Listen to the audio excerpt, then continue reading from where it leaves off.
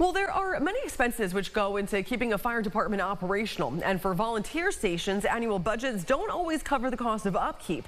Governor Kathy Hochul just unveiled this year's recipients of a grant program for equipment to help alleviate some of these costs. Brian Herman spoke with leaders from local districts on the list with how this funding will make an impact. Yes, good evening. Churchville and Penn Yan are both volunteer-based fire departments that will receive funding from this grant. They applied for them last January, and now they've learned they are recipients of it. They have some big improvements planned for their stations coming here in the next few months.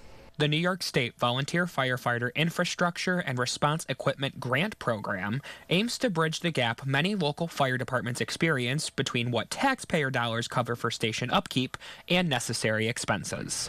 So the money from our budget basically goes to keep the whole operation running during the year. Doesn't allow us really any excess. Steve Galvin, the safety officer for the Churchville Volunteer Fire Department, has seen throughout his time the need for grants like this.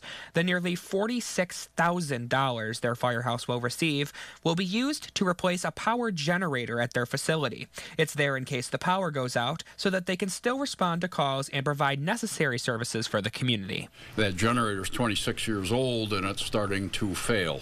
Had some mechanical issues with it, so we justified writing the grant to purchase a new generator, again to run this whole building, where we can provide services to the community such as warmth in the winter, food if need be, if we get storms, power goes out, that sort of thing. Penn Yan is also a recipient of this grant and plans to use their $850,000 award to build an expansion onto their firehouse.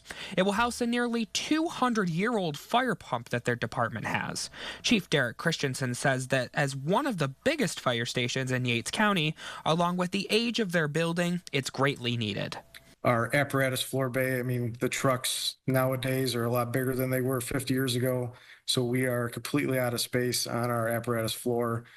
So hopefully getting this hand pumper in its own space will free up some space on our floor to rearrange some of our equipment to better utilize the space. Now, as Safety Officer Galvin tells me, the process for applying for these grants took a while, but it's well worth it when considering the improvements it will bring to these fire departments. Churchville and Penn Yan are two of over 50 departments that will be receiving funding. In studio, Ryan Hermanette, News 8.